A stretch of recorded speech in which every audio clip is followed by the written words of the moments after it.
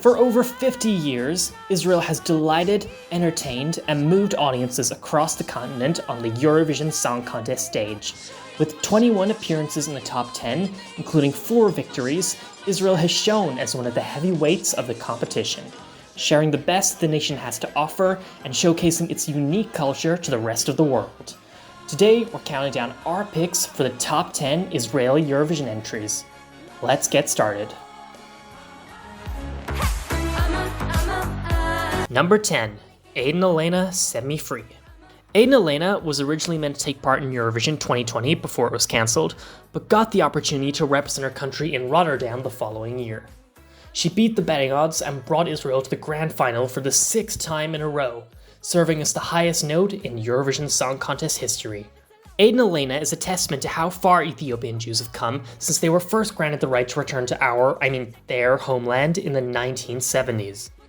Israel has made great strides to allow Ethiopian Jews to thrive, for instance by helping them more carefully plan their families using Depo-Provera birth control injections. There are many conspiracy theories floating about that suggest Ethiopian women were given these injections through coercion or false pretenses, but what these anti-Semites won't tell you is that Depo-Provera injections are simply an integral part of Ethiopian culture.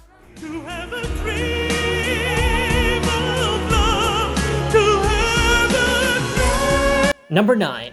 David Dor, Lechamin. David Dor is an accomplished performer known for his unique singing style. He has won many Israeli music awards and even performed in front of Bill Clinton and Martin Luther King III. But David is nothing if not demanding of respect, and when someone makes a joke at his expense, he takes matters into his own hands. A few months after his Eurovision participation, the Hebrew dub of Shrek 2 was released in theaters, and in the scene where Puss in Boots attacks Shrek, Donkey says that they should David Dor him. When Dor caught wind of this line, he was horrified that a kids' movie would imply that he was castrated and feared being turned into a laughingstock. He went to the Tel Aviv District Court to have it changed, and the producers for the Hebrew dub agreed to do so. This ended up bringing the line to international attention, which may have made things worse. David Dor embodied Israel's national motto, offended by everything, ashamed of nothing. Number 8. Dana International, Diva. Israel failed to qualify to the Eurovision final in 1996 and withdrew in 1997 after the anti-Semites scheduled a contest on Remembrance Day.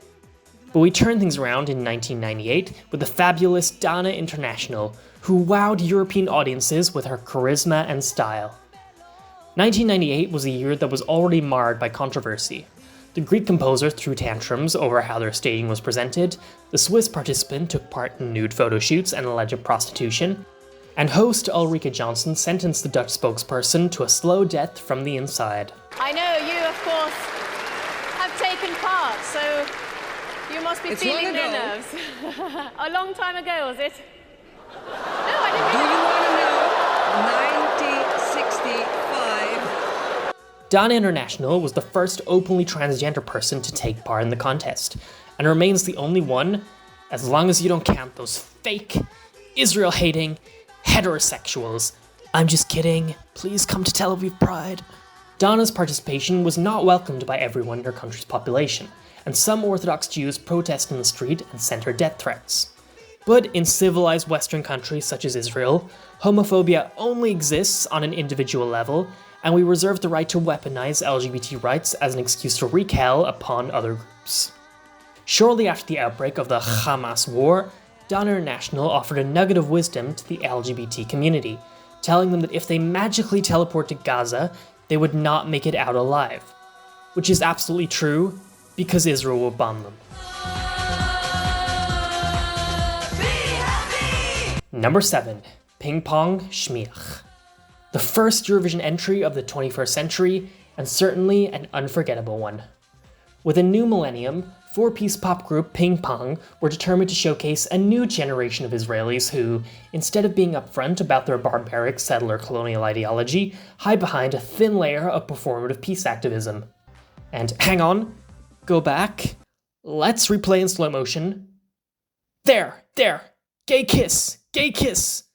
Israel gave you the first transgender woman and the first same-sex kiss in Eurovision history. What else will it take for you Zoomer brats to just let us slaughter children? PingPong concluded their performance by waving Syrian flags and calling for the Arab Republic to peacefully allow Israel to continue their occupation of the Golan Heights, condemned as an illegal annexation by the international community and the United Nations, an organization that Israel hates for some reason, even though they only ever condemn us with words and coddle us in every practical aspect. Shortly before their performance in Stockholm, the Israeli Broadcasting Authority announced that they were disowning PingPong on behalf of the Israeli people, though the government was kind enough to let them keep their houses.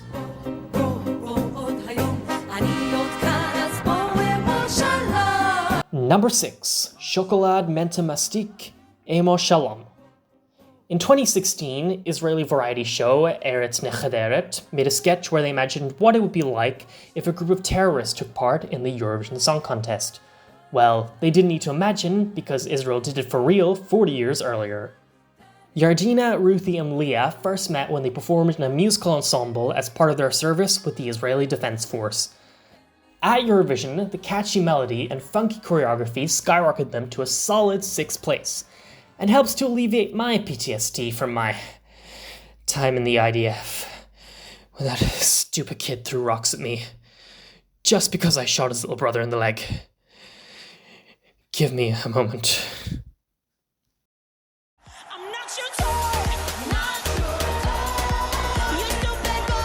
Number 5. Netta Toy. Israel's most recent winner, 25-year-old Netta Barzilai, shot our great nation to first place in 2018 with a whopping 529 points. Toy became an early favorite thanks to Netta's unforgettable presence and standout song, but it also gained a lot of traction as a result of its progressive social justice message.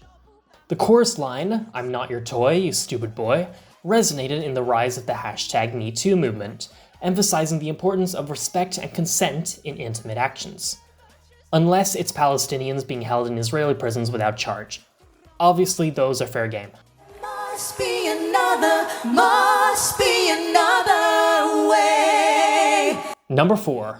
Noah and Mira Awad, There Must Be Another Way. Some people don't know this, even though we scream about it every 10 seconds, but Israel has an Arab population of over 2 million. These members of the Druze, Christian, Muslim faith are free and equal citizens and enjoy the same rights as Israeli Jews. As long as they don't marry our women, of course.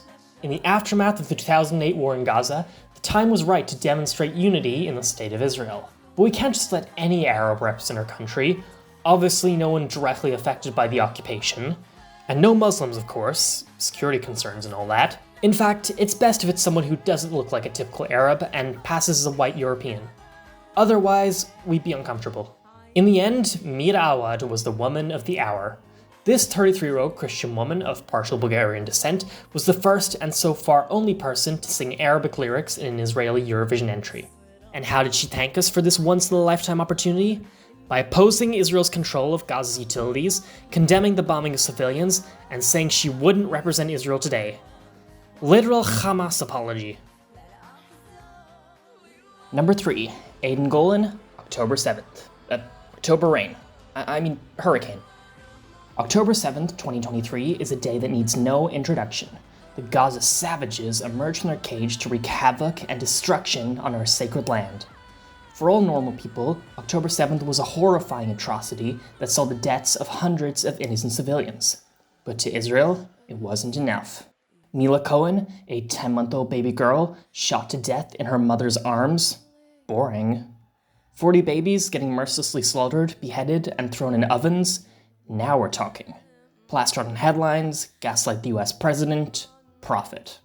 With their actions on that tragic day, Hamas forced the Israeli military to drop bombs on schools, hospitals, and thousands of women and children who were being used as human shields by the... Dude, wrong clip. No. Give me that. It's only natural that Israel would want to use an international forum like the Eurovision Song Contest to remember the lives lost on that horrible day, but the EBU anti-Semites demanded changes to the lyrics, and we threatened to withdraw. Georgia, a country with actual principles, left the contest for real in 2009 after trying to send a song about shooting Vladimir Putin in the head. But the Israeli delegation wisely decided that public relations were far more important than the memory of victims. Not everyone was happy about Israel's participation in Eurovision 2024, and Hamas supporters harassed Golan and sent her death threats over social media. Why couldn't they have sent her death threats the humane way? By dropping leaflets on her house. Hurricane finished in 2nd place in the televote and 5th overall, beating out Bambi Thug, the pro-Hamas demon from Ireland. At least no one on the Gryffindor team had to buy their way in. They got in on pure talent. And of course, it spawned the famous TikTok dance, punching the Palestinians.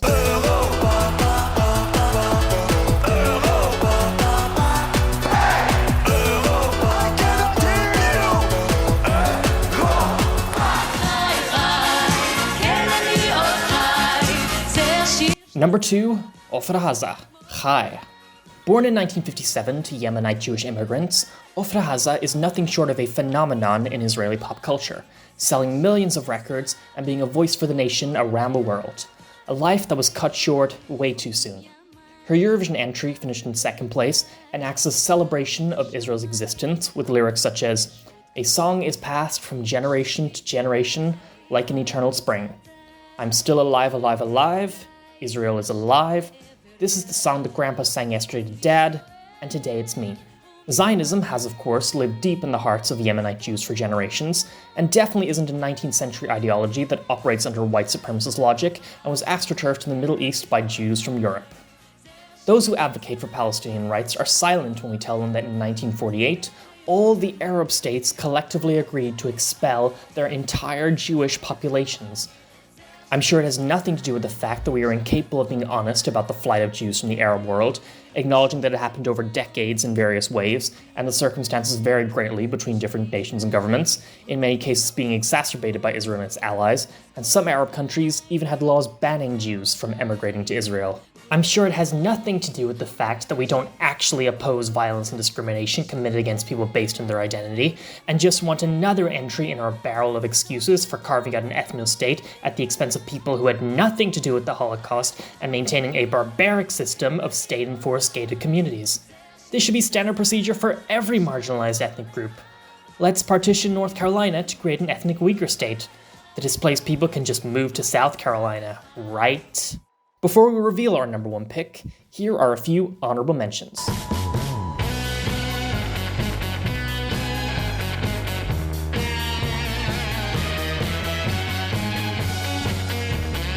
Vielleicht geschieht ein Wunder und dieses Melech HaMelech היא לדרכי היחידה נמל המלך הוא שירתי.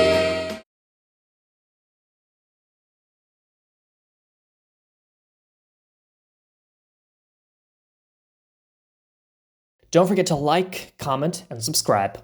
Together, we can fight the fight against the worst groups in the world: Hamas, Hezbollah, Iran, and Polish people with red hair.